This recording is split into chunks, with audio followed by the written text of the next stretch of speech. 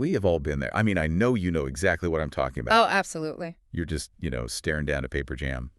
Or you're dealing with that mysterious offline error message. Right, flashing on that tiny little ancient LCD screen. Exactly. And it is always, without fail, like exactly 3 minutes before the most crucial meeting of your week. It senses fear. It really does. You just need this one single document.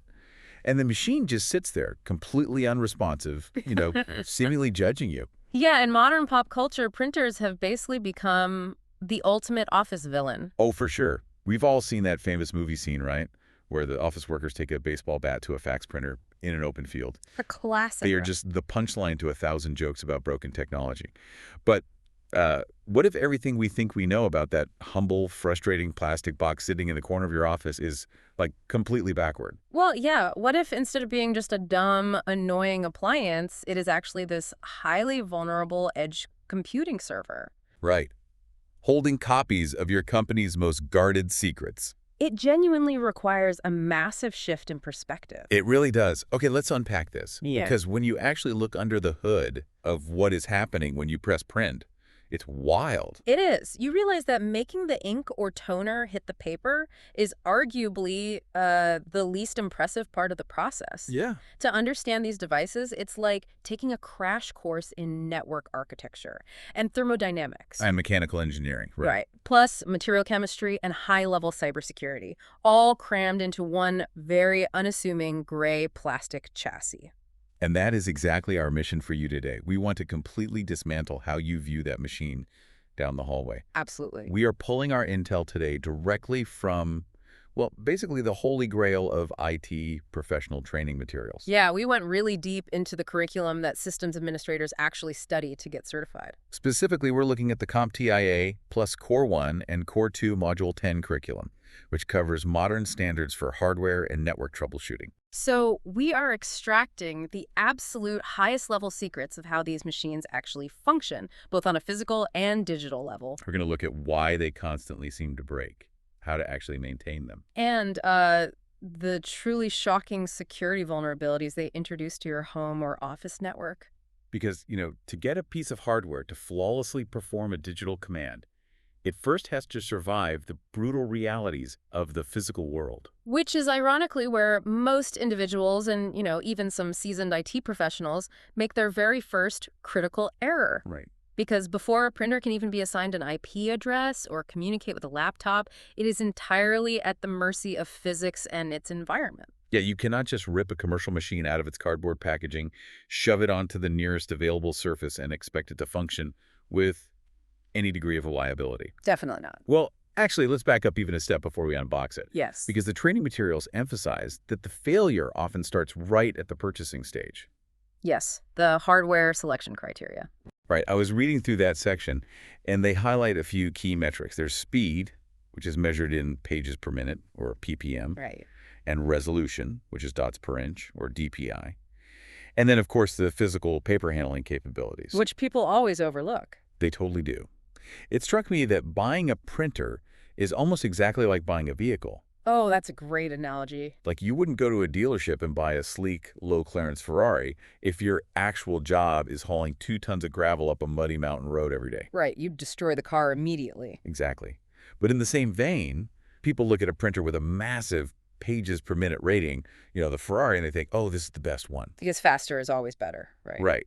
But if your office actually needs to print on thick cardstock or legal-sized documents and heavy envelopes all day, that fast printer is going to jam constantly. Yes, you actually needed the tractor printer, the one with the robust multi-stage paper trays and a straight paper path. That is a highly functional way to look at it. You are basically trying to match the mechanical tolerances of the device to the environmental demand of the user. Exactly. Match the tool to the job. And that concept of mechanical tolerance is vital when we talk about the physical setup. So let's look at the actual unboxing protocol. Because the literature is surprisingly rigid about this, isn't it? Very. Obviously, they detail safe lifting techniques for these, 50-pound multifunction machines. Protect your back. All right.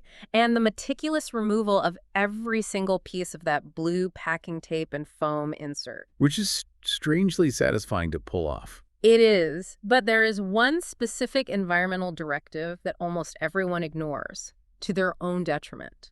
Oh, I know where you're going with this. Yeah, allowing the printer to acclimate. Wait, acclimate, like a house plant. Kinda, yeah. I will admit, when I get a new piece of tech, the absolute hardest thing in the world to do is just let it sit there. The dopamine rush is real.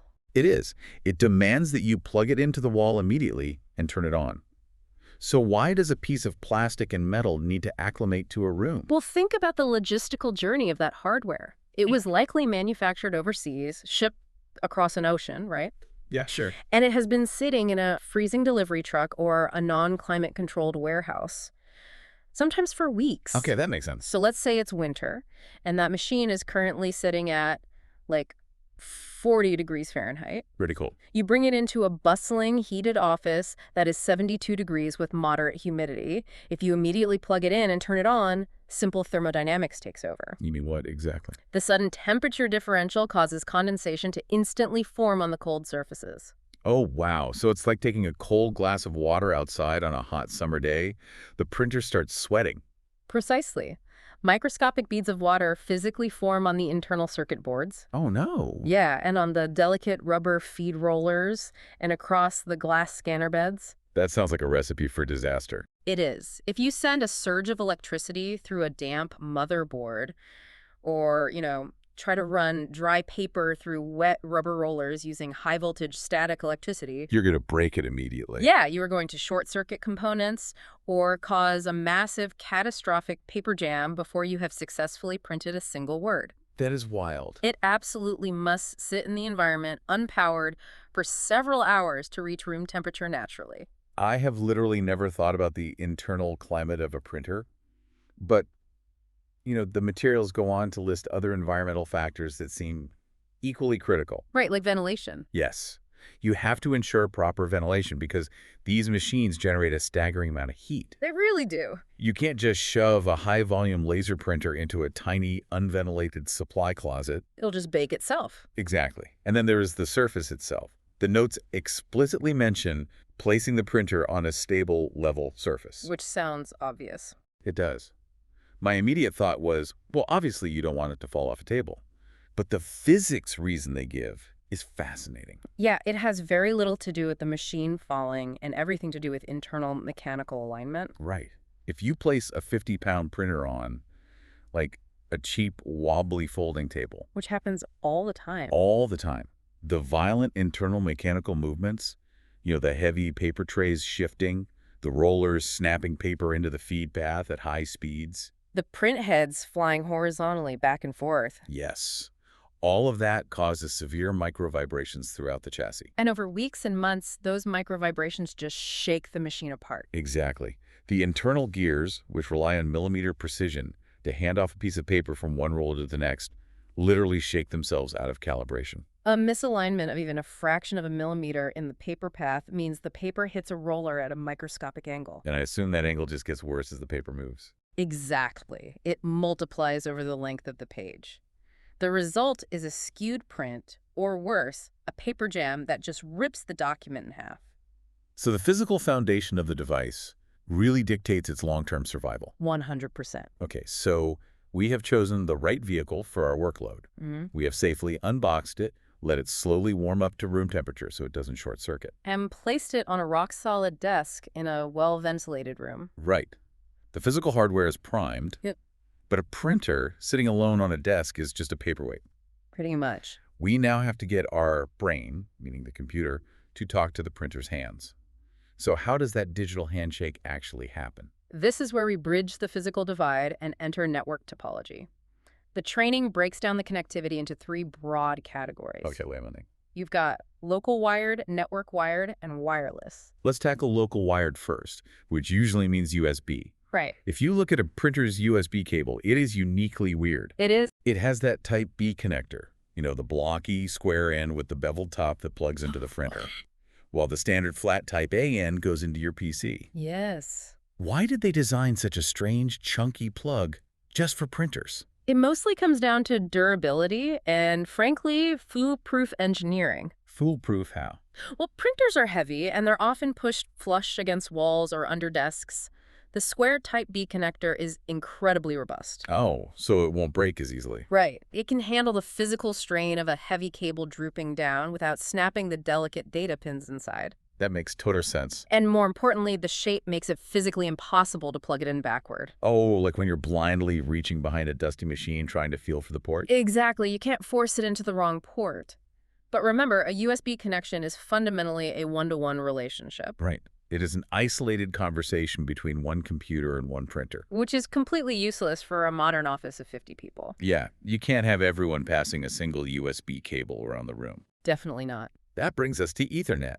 This is the classic RJ45 cable plugging the printer directly into the wall. Routing it straight to the company's main network switch. And this basically turns the printer into an independent node on the network, accessible to anyone with the right permissions. It is fast, stable, and immune to radio interference. But what about wireless?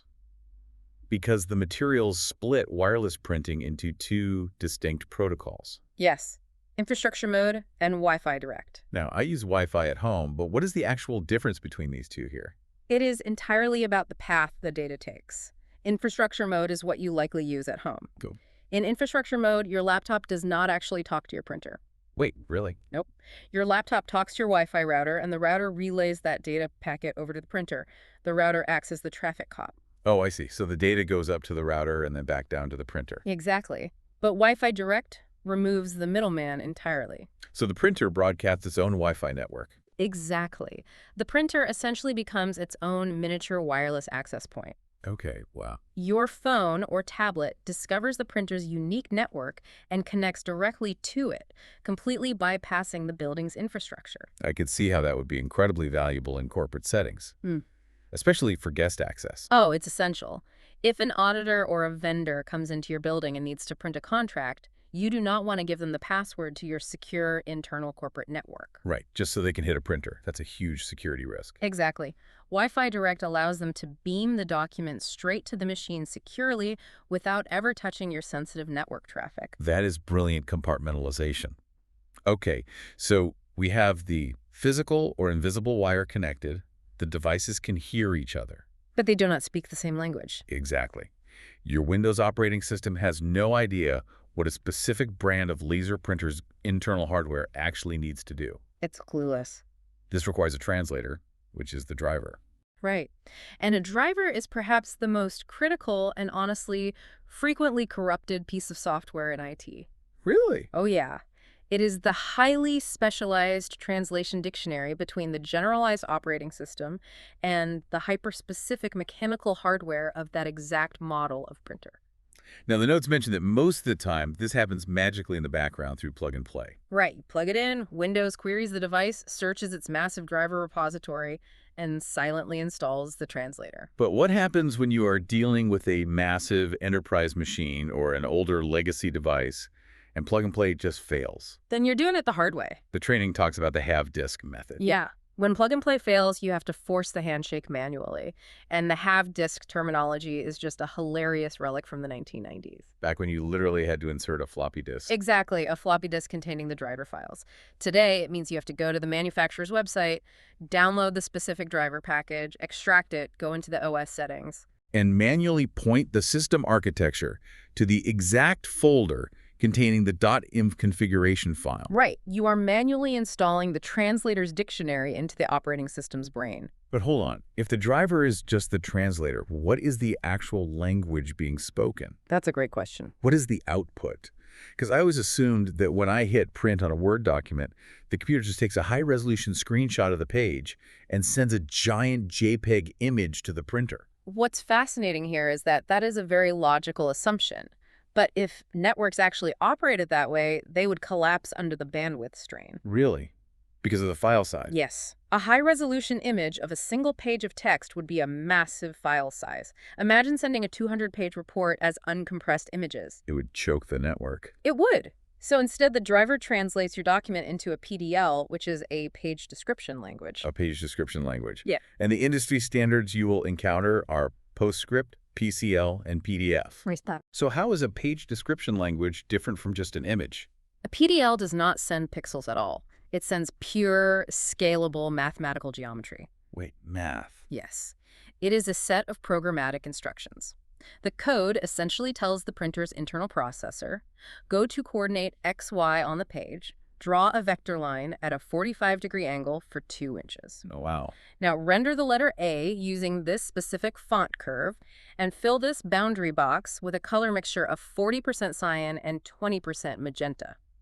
Wait, so the printer is literally calculating geometry and drawing the page from scratch on the fly. Absolutely. The printer has its own CPU and RAM dedicated entirely to rendering these mathematical instructions into the physical layout. That is incredible. And this is exactly why scalable fonts look perfectly crisp and smooth, whether they are a tiny size 10 font or a massive size 120 headline on a banner. Because if it were an image, blowing it up would result in those jagged, pixelated edges. Exactly. But because it is a mathematical formula for the curve of a letter, the printer's processor recalculates the geometry perfectly at any scale. That is just wild to me. The PC and the printer are basically having a high-speed conversation in pure geometric math. They are. So the system is humming along. The math is mathing. The prints are crisp. Everything is great. Which brings us to a scenario that terrified me when I read it in the training materials, because it goes against every instinct I have as a consumer. Uh-oh. They dedicate a massive section to firmware management. Now, if my printer is working perfectly, why on earth would I risk turning it into a very expensive brick by flashing a firmware update? It is the ultimate IT dilemma, isn't it? The whole if it isn't broken, don't fix it mindset. Oh, boy. But you have to abandon the idea that a printer is just a mechanical peripheral. Right.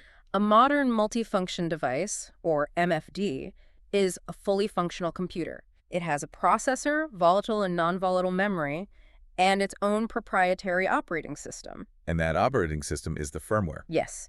And just like the OS on your phone or your laptop, it requires constant optimization. Okay, the training outlines 4 non-negotiable reasons why firmware updates are mandatory in a professional environment. Let's walk through them. Sure.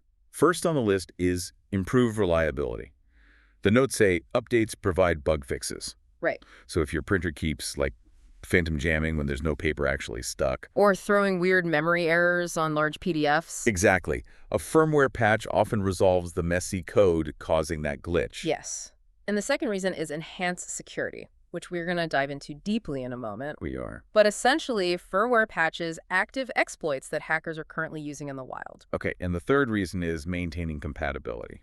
This one is huge. Microsoft and Apple are constantly updating how Windows and Mac OS handle network traffic and print spooling. Right, they update their OS all the time. So if your computer's OS updates, but your printer's firmware is, say, 3 years old, eventually they will just start being able to communicate. The translator breaks down. Exactly.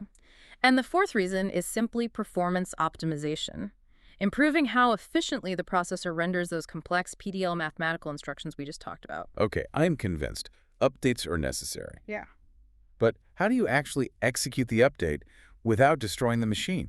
Well, the materials say you can usually find the current firmware version buried in the physical LCD control panel, usually under System Info. Okay. Or, what's more efficient, you can type the printer's IP address directly into a web browser on your PC. And that brings up the printer's hidden internal web server interface. Yes. You log in, upload the new firmware file you downloaded from the vendor, and hit go. But because this process literally wipes and rewrites the core brain of the machine, the IT training dictates a very strict set of golden rules for the procedure. You absolutely must respect the update process. Okay, what's rule 1? First, schedule these updates strictly during off hours.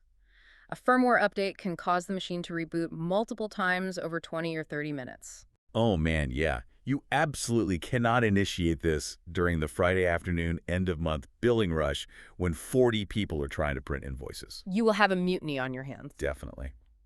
Rule 2.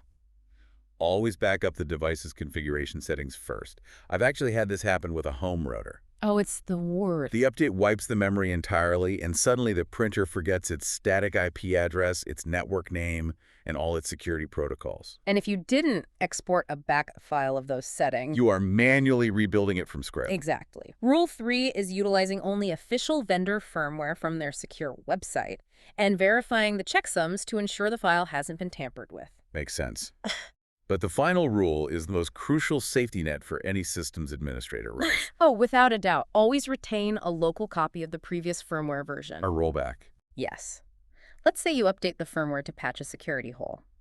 But when the machine reboots, you discover that the new firmware is completely incompatible with a legacy, custom-built accounting software that your company relies on to print checks. Oh, that would be a nightmare. If you don't have the old firmware file saved to flash it back, you have just brought the company's financial operations to a dead halt. Always have an exit strategy. Always. So the brain is updated and stable. The machine is fully ours to command. Now, the notes shift to optimizing the daily workflow, specifically through mastering default settings. This is a really underappreciated area. I used to think of this as just a convenience thing. You go into the Windows control panel, hit devices and printers, right-click the machine, and go to printer properties. Right. Here, you can set the default paper size, orientation, and color settings. But the training frames this as a massive organizational strategy. It is entirely about systemic behavioral modification. Behavioral modification. Yes. If you leave a printer on its factory settings, it will generally print everything single-sided. And if it is a color printer, it will use color toner for every job. Even if it's just like a tiny blue hyperlink in a mostly text document. Exactly. And color toner is outrageously expensive. It is. The aha moment for me was realizing the scale of this. Imagine an enterprise with 2,000 employees. Okay. If the IT department forces a global default setting where every print job automatically defaults to grayscale. And duplexing, which is double-sided printing, is turned on by default. Right. The financial impact is staggering. You are instantly cutting paper consumption by nearly half. And you are preserving highly expensive color toner for jobs that actually require it? Because the user has to actively go into the settings to turn color on if they really need it. It creates friction against waste. The cost savings run into the hundreds of thousands of dollars annually for large corporations. That is just amazing. And you mentioned duplexing. We should take a moment to marvel at the mechanical engineering that makes duplexing possible. Oh, the duplexing assembly. This completely blew my mind when I really visualized it. Because it is one of the most violent and precise actions the machine performs. Okay, so you hit print on a 2-page document, and you want it on one piece of paper front and back. Right. The machine prints the first side. The paper starts shooting out into the output tray.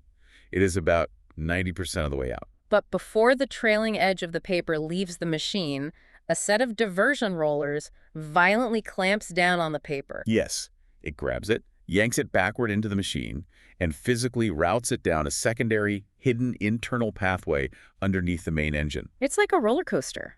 It is. As it travels through this secondary loop, the geometry of the path physically flips the paper completely upside down. And then it feeds it back into the primary feed rollers, perfectly aligned, to hit the print drum a second time for the back of the page, before finally ejecting it. And this entire sequence, this mechanical ballet of grabbing, reversing, flipping, and realigning. Happens in a fraction of a second? While the machine is processing 30 to 50 pages a minute, is a masterpiece of timing and physical tolerances. It really is an engineering marvel. Okay, so our machine is physical optimized, it's talking math to the computer, its firmware is bulletproof, and it is saving us money with default duplexing. Naturally, we want to share this incredible resource with everyone in the office. Right.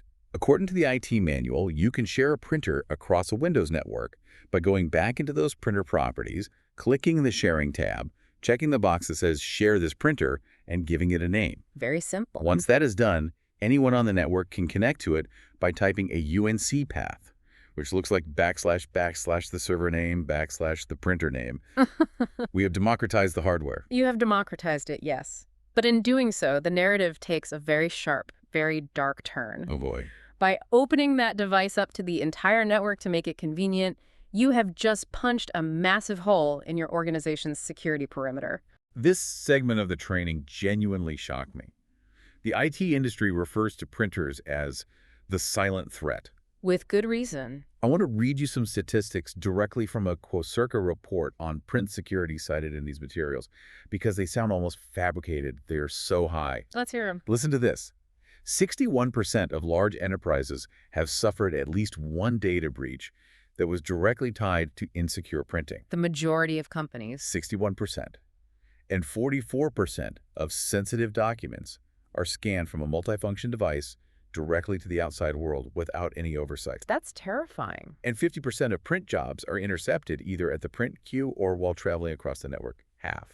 The issue is fundamentally psychological. We treat printers like toasters. Like coasters. Yeah, we plug them into the wall, we expect them to produce a result, and we completely ignore them until they break. It's very true. But as we established earlier, an enterprise MFD is a powerful edge computing server. Right. It sits inside the firewall, completely trusted by the network, handling the highest concentration of unencrypted, highly sensitive data in the entire building. But wait, I saved the most alarming statistic for last. A 48% rate of printer hard disk data retrieval or theft.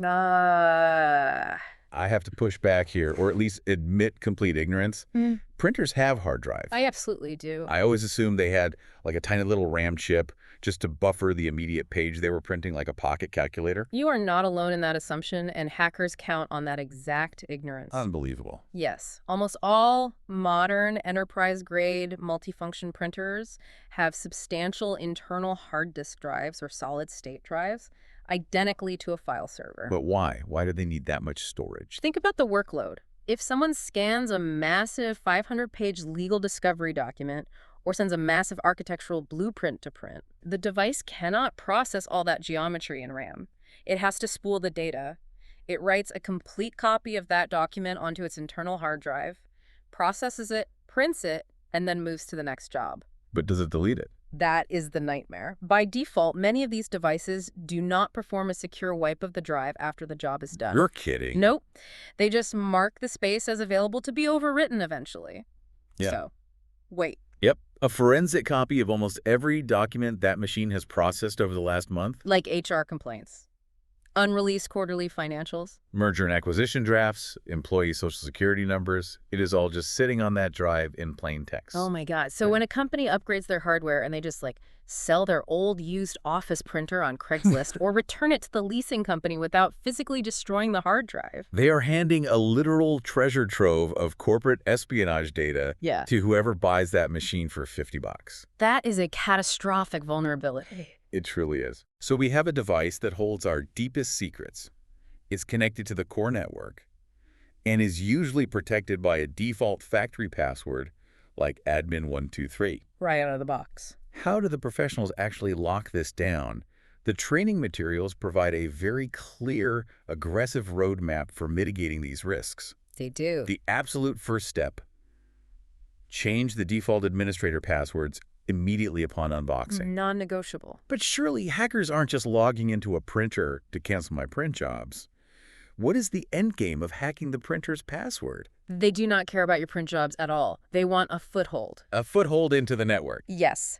If a hacker can access the printer's administrative panel from the internet because you left the default credentials, they can rewrite the firmware. Oh, right. They can install a hidden script that says, every time a document is printed, silently email a copy to this external address. So you wouldn't even know it was happening. Exactly. Or worse, they use the printer as a pivot point. A pivot point. Because the printer is trusted by the internal network, the hacker can use it to launch attacks against the company's main servers, completely bypassing the external firewall. That is terrifying. Okay, so strong, unique passwords are step one. Step two, mentioned in the text, is restricting access using Active Directory or group policies. Right, so only authorized departments can even see the printer on the network. But then we get to protocol management. The notes say you must systematically disable unused legacy protocols, and they specifically call out turning off FTP and Telnet. Yes. Now, I know those are old ways of transferring files, but why are they considered so dangerous today? Because FTP and Telnet transmit data in clear text. There is absolutely no encryption. Wait, none? None. If an accountant sends a payroll spreadsheet to the printer over FTP, the data is traveling across network cables as plain readable text. Oh, that's bad. If anyone is running a simple packet sniffer program on that network, even just a disgruntled employee with a laptop in the break room, they can silently capture and read every single word of that document as it flies through the air. So you have to turn off any service you aren't actively using to shrink the attack surface. That's exactly. Which brings us to the defense. Encryption. For the data you do send to the printer, the training demands you use protocols like TLS or IPsec. This scrambles the data into unreadable garbage before it leaves your PC, keeps it scrambled as it travels the network, and only the printer holds the cryptographic key to unscramble it at the last second. So even if the data is intercepted, it is mathematically useless to the attacker. Right. Encryption protects the data in transit, But you also need visibility. Visibility. Yes, the materials stress enabling audit logs on the print server. You need a digital paper trail of who printed what, at what time, and from which IP address. Ah, I see. If a compromised laptop in the marketing department suddenly attempts to print 1,000 pages from the secure HR server at 3 a.m. on a Sunday, the audit logs will flag that anomaly, allowing security teams to sever the connection. But there is a massive behavioral loophole to all of this digital security, isn't there? There always is. We talked about that CompTIA stat earlier. 47% of print jobs are left unclaimed in the output tray. Almost half. You can have TLS encryption, you can have complex passwords, you could disable FTP. But if a highly confidential legal document successfully prints and then just sits in the hallway tray for 3 hours while people walk by, Your security is zero. the encryption doesn't matter if the physical paper is just abandoned. It is the ultimate human error vulnerability. So, how do you force humans to take custody of their sensitive physical documents immediately? The training materials highlight a brilliant technological solution to this human problem. Secured print release. Yes. I love the mechanics of this feature. When you configure secured print release, a user hits print on their computer, but the printer does not physically engage. It just waits. The document is held in a secure, encrypted digital queue on the print server. It will sit there indefinitely until the user physically walks up to the printer's control panel and authenticates their presence. You either have to type in a unique PIN code, swipe an RFID employee badge, or enter your network credentials directly on the machine. And only then does the engine spin up and output the paper directly in your waiting hands. It forces physical proximity. It completely eliminates the 47% of abandoned print jobs, which not only secures the data, but also saves the company an immense amount of money in wasted paper and toner. It is a perfect convergence of digital security solving a physical logistics problem. It really is. Okay, so we have safely transported the encrypted data from the PC across the network, and we have physically authenticated ourselves at the secure machine. The digital journey is complete. Now for the physical journey. Yes. Now, I want to pivot to what I think is the most mind-blowing part of this entire curriculum. Let's look at the incredible raw physics of what happens the moment that secure data is released from the queue and the machine actually starts to print. This is the fun stuff. We are diving into the anatomy of a print job. Specifically, we are looking at the laser printing process. And I have to say, I thought I understood how printers worked. I thought it was basically a high-tech stamp. I was so wrong. Laser printing is definitely not stamping. Not at all. Here's where it gets really interesting. It is a highly violent, microsecond perfect orchestration of static electricity, concentrated light, magnetism, and extreme heat. Just a casual symphony of physics. Exactly. And the CompTIA A IT training demands that technicians memorize the sequence of this process perfectly. Why do they need to know it so perfectly? Because if a page comes out looking speckled or smeared or completely black, knowing the exact physics of the sequence tells you exactly which internal component has failed. Oh, that makes sense. Let's walk through this process following a single piece of paper. Let's do it. The entire operation centers around one massive component, a large photosensitive cylinder called the imaging drum. The first phase of the process targets this drum. A high-voltage wire called a primary corona wire, or sometimes a primary charge roller, applies a massive, uniform electrical charge across the entire surface of the spinning drum. It literally bathes the cylinder in a heavy field of static electricity. Typically a strong negative charge, usually around negative 600 volts, right? Yes. The drum is now completely energized. It is a blank canvas made of pure static energy. Wow. And by the way, that high-voltage corona wire is the reason older laser printers produce that distinct, slightly metallic smell of ozone when they run. Oh, I know exactly what smell you're talking about. Yeah, the high voltage is physically splitting oxygen molecules in the air. That is so cool. Okay, so the drum is charged and spinning. Now we enter the second phase, which is where the laser-in laser printer actually comes into play. Phase 2, exposing. Right, a laser beam generated deep inside the machine is aimed at a spinning, multifaceted polygon mirror. Like a tiny disco ball. Exactly. As the mirror spins at incredibly high speeds, it deflects the laser beam so that it rapidly sweeps back and forth horizontally across the surface of a spinning electrically charged drum. And the laser is pulsing on and off millions of times a second, guided by those mathematical PDL instructions we talked about earlier. It is literally writing the image of your document onto the drum using light. But this is where I need you to explain the physics, because it sounds counterintuitive. Okay. The notes say that wherever the laser beam hits the drum, it neutralizes the static charge. Wait, a laser is just light. How does shining a flashlight on static electricity make it disappear? That is the absolute brilliance of the material engineering. Okay, lay it on me. The imaging drum is coated in a very specific, highly engineered photoconductive material. Photoconductor. Yes, photoconductors are insulators in the dark, meaning they hold on to electrical charges perfectly when it is pitch black inside the printer chassis. Okay, follow you. But the moment they are exposed to specific wavelengths of light, they suddenly become electrical conductors. Wait, really? Yeah. So when the laser beam strikes a microscopic point on the drum, that specific spot becomes conductive, and the negative electrical charge instantly drains away into the grounded core of the drum. Wow. Okay, so the laser isn't burning the image. It is selectively erasing the static charge. Precisely. It is like having a chalkboard covered in static electricity, and the laser is a microscopic eraser drawing the letters by removing the charge. That's a perfect way to visualize it. So after the laser has finished its sweep, the drum is still completely physically blank to the naked eye. Right. But electrically, it holds a perfect invisible electrostatic stencil of your document. The background holds a heavy negative charge, and the text or images have zero charge. But an invisible electrical stencil isn't going to help me in my meeting. We need to make it visible. Which triggers the third phase, Well, developing. Developing. This involves toner.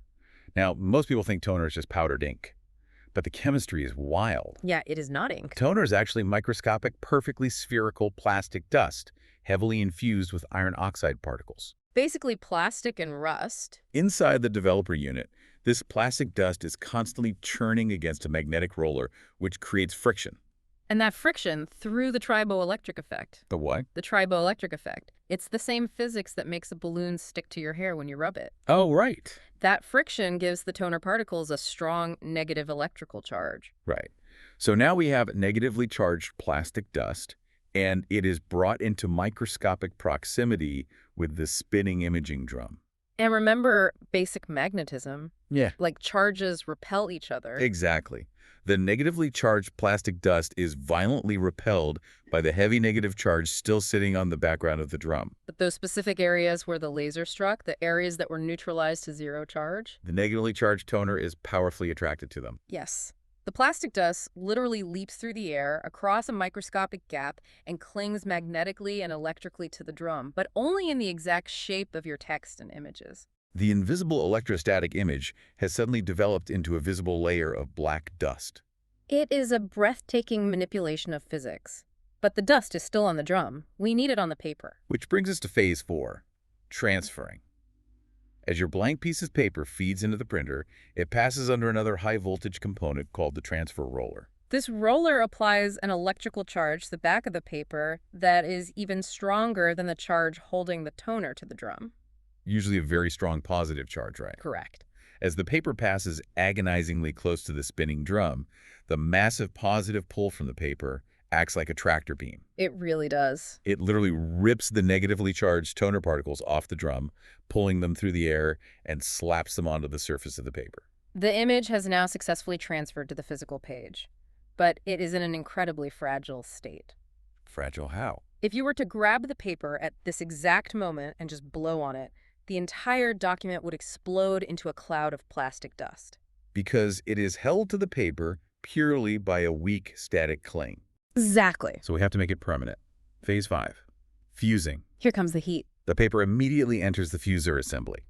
This consists of 2 heavy rollers. One is heavily pressurized, and the other is hollow and contains a high-intensity quartz heating lamp. This fuser roller heats up to roughly 400 degrees Fahrenheit. 400 degrees. Let that sink in. Yeah, paper auto-ignites and burns at 451 degrees Fahrenheit. The margin of error is razor thin. It is terrifying. The paper passes through these rollers. The intense heat instantly melts the plastic toner dust, turning it into a liquid polymer.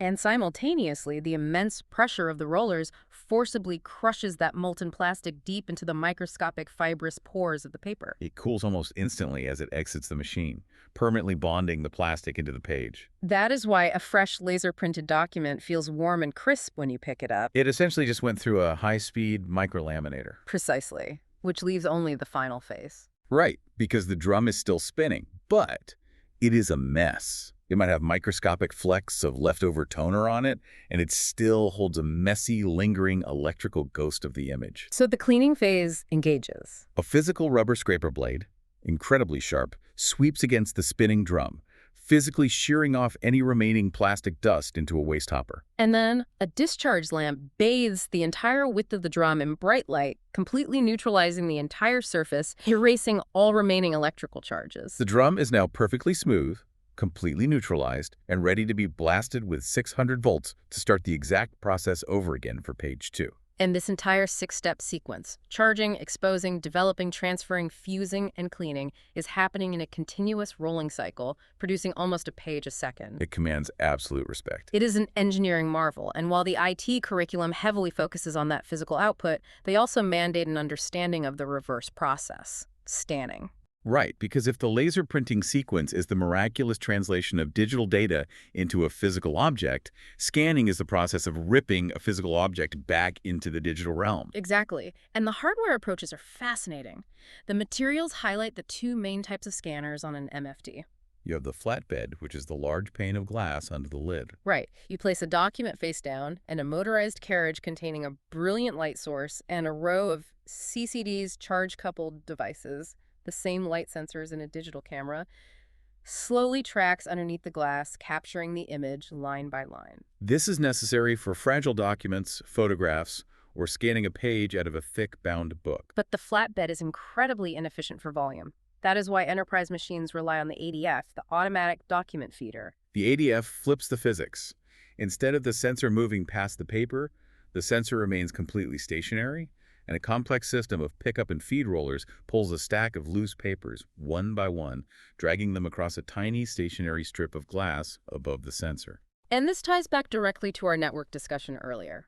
Modern scanning is no longer just creating a JPEG and saving it via a USB cable to a desktop folder. Right. Network scan services dictate that the MFD handles the routing autonomously. We configure scan to email, where the printer itself acts as an SMTP mail client, querying an address book and firing the PDF over the internet. Or scan to SMB, where the printer bypasses email entirely and injects the file directly into a secure shared Windows folder on a remote file server. But the true magic trick of scanning, the software that makes all of this useful, is OCR, optical character recognition.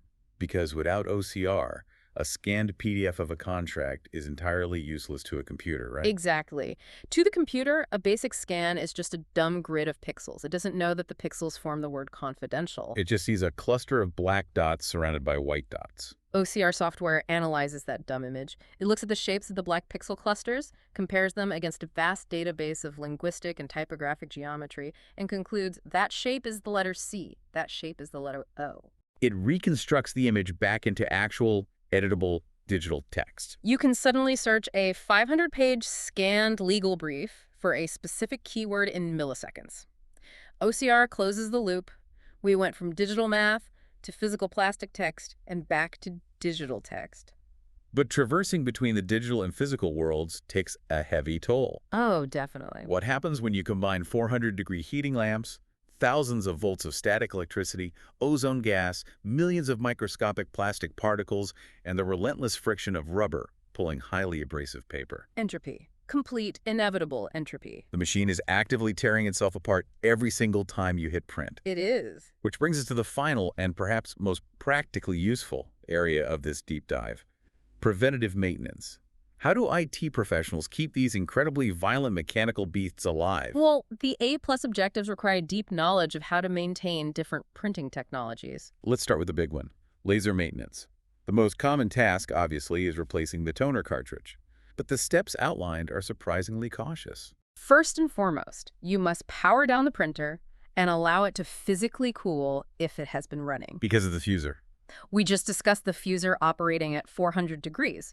If you blindly shove your arm into the internal cavity of a printer right after a massive print job to yank out a cartridge, you run a very real risk of sustaining severe thermal burns. That is terrifying. Yeah.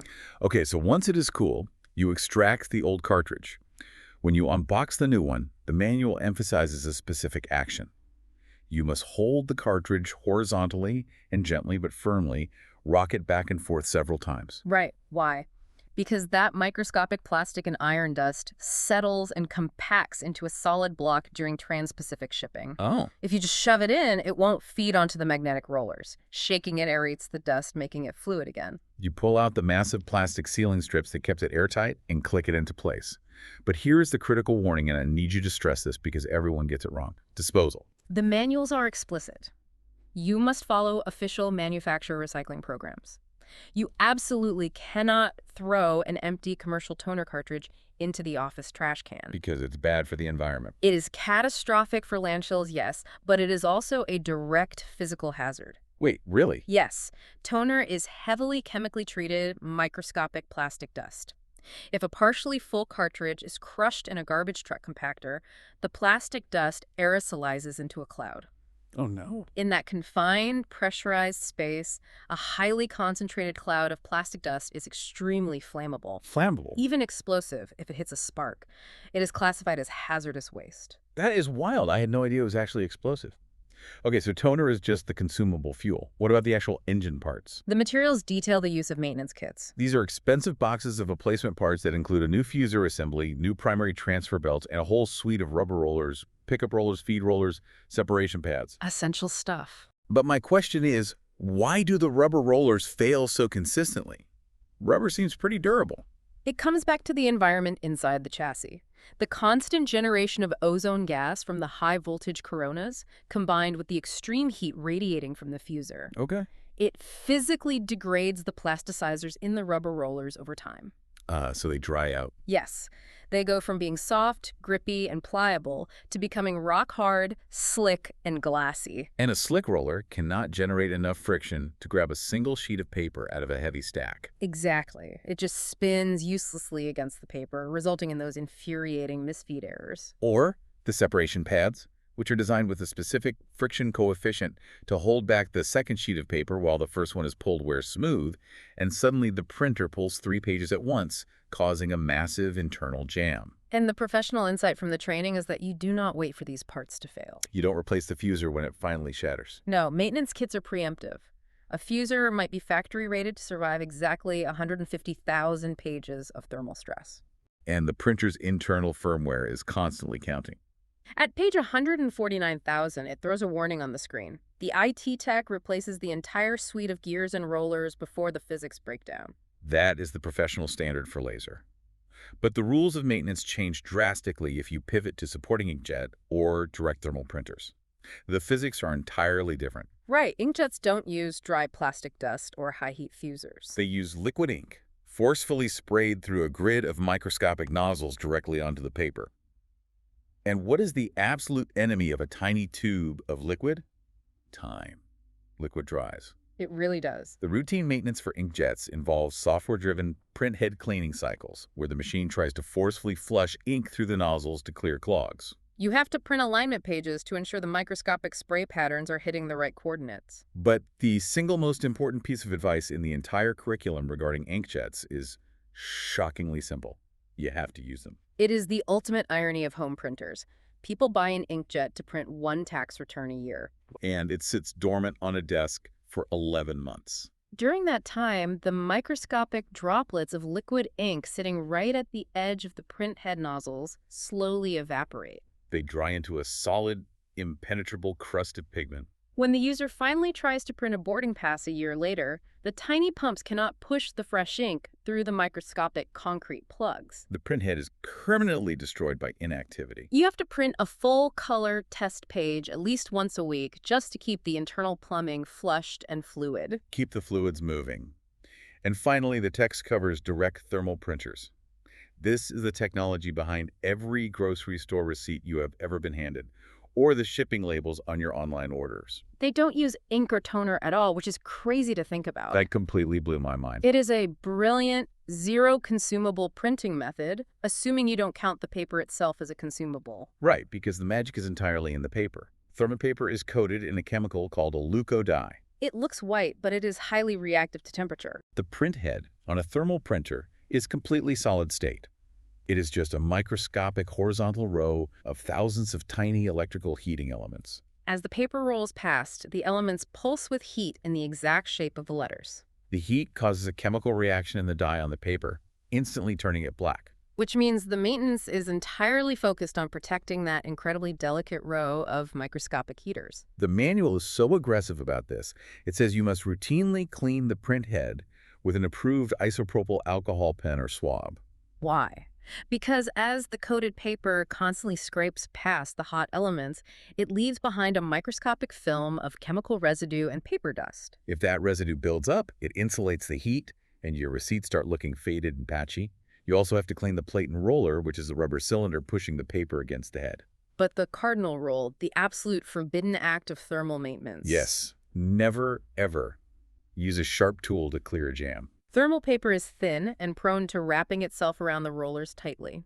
It is human nature to grab a flathead screwdriver or pocket knife to pry the paper out. But those thousands of microscopic heating elements are covered in a microscopically thin layer of protective glass. If the tip of your screwdriver scratches that glass even a fraction of a millimeter, you instantly sever the heating elements in that spot. From then on, every single receipt you print will have a harsh, perfectly straight white line running vertically through the text where the elements are dead. The entire print head has to be thrown away. And you must also manage the environmental storage of the paper itself, because the paper chemically reacts to heat. If a restaurant manager stores their boxes of spare receipt paper on a high shelf in a sweltering 100-degree kitchen, Or sitting in the direct UV sunlight of a window. the ambient energy will cause the leuco dye to pre-react. The entire roll will turn a sickly gray or solid black before it is ever put into the machine. Or, conversely, receipts printed months ago will completely fade back to white if left in a hot car. The environment dictates the survival of the medium. It always comes back to managing the physical environment, doesn't it? From beginning to end. From the moment we pull the tape off the box to the storage of the paper, physics rules the machine. Let's take a deep breath and recap the incredible journey we have just taken based on this professional IT curriculum. We covered a lot of ground. We started by looking at the harsh physical demands, matching the mechanical tolerances to the workload, unboxing the machine, and the critical importance of letting it acclimate to avoid catastrophic condensation. We explored the danger of micro-vibrations from a wobbly desk. We dove into the mathematical wizardry of page description languages and how drivers calculate scalable vector geometry on the fly. We confronted the terrifying reality of network sharing, realizing that our convenient office printers are actually highly vulnerable edge computing servers that spool our darkest corporate secrets onto unencrypted hard drives. We learned the absolute necessity of strict firmware updates, disabling clear text protocols like FTP, and the brilliance of secured print release to stop the hemorrhage of abandoned documents. We walked step by step through the mind-bending microsecond magic of the laser printing process. We watched high-voltage corona wires bathe a drum in static, a polygon mirror guide, a laser to erase that charge, magnetic rollers apply plastic dust via the triboelectric effect, stronger charges rip it onto the paper, and a 400-degree fuser melted into permanence. And we finished with the gritty, practical reality of preventative maintenance, managing hazardous waste, replacing degraded plasticizers and rollers, preventing liquid ink from turning to concrete, and protecting fragile thermal heating elements. It's a staggering amount of hidden, interlocking complexity. It really is. The next time you sit at your desk, frustrated that you are running late for a meeting and you hit Ctrl plus P, I want you to remember that you are not just casually sending a document into a void. You are commanding a highly sophisticated, networked edge computing device to perform an absolute symphony of extreme physics, chemistry, thermodynamics, and cybersecurity. You are kicking off a violently precise dance of lasers, static electricity, and 400-degree fusers, all happening in a fraction of a second. It demands a healthy amount of respect. It does. But if we connect all of this mechanical and digital complexity to the bigger picture, Okay, let's hear it. we currently live in an era where corporations and individuals worry obsessively about hackers getting into our laptops, our cell phones, and our cloud databases. We spend billions of dollars globally on endpoint protection software and biometric security. Right. But considering everything we just unpacked today, it raises a very quiet, very important question. What's that? Is that forgotten, dusty gray printer sitting out in the open hallway, the one with the outdated firmware, the default admin password, and a massive internal hard drive spooling unencrypted HR complaints and financial blueprints? Yeah. Is that humble box actually the ultimate perfect Trojan horse for the modern office? Oh, man. That is a deeply terrifying and entirely plausible thought to leave on. It is something to think about. Do yourselves a massive favor. Log into the web interface of your home or office printer tonight. Check the firmware version, and please change that default password while you are in there. Highly recommended. Thank you so much for joining us on this exhaustive deep dive into the hidden world of print technology. Keep learning, keep questioning the everyday objects around you, and we will catch you on the next deep dive.